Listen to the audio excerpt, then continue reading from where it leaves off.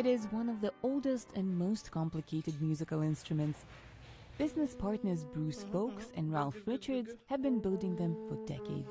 When I was a kid, one of my teachers let me go inside of one of the organs, and I was just struck by all the mechanism, and it's so fascinating. And that's how Bruce and I have felt since we fell in love with building organs. It's what else could I do that would have this many interesting things going on all the time? But to be a good organ maker, Richard says you need a perfect ear, an engineering degree, and a talent for craftsmanship. A knack for salesmanship helps too. The first thing we do is we meet with a client. Afterwards, they'll inspect the space where the future organ will be installed and then design it with the help of specialized software.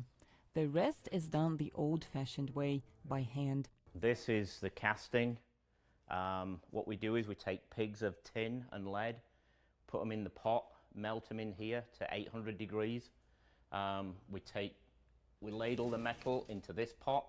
The hot molten metal is then poured onto a table to form a thin sheet that will then be cut and shaped into pipes. More tin makes the sound richer, more lead, duller.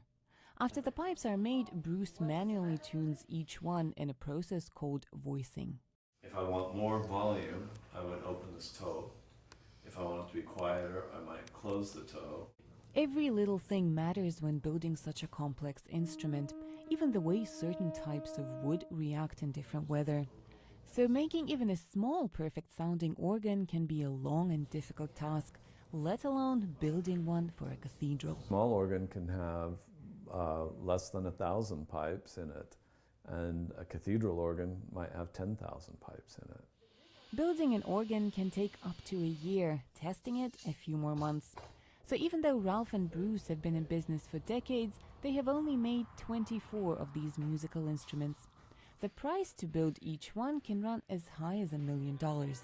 But all it takes is to hear the tones from a perfectly tuned and perfectly built pipe organ to know it was worth every penny.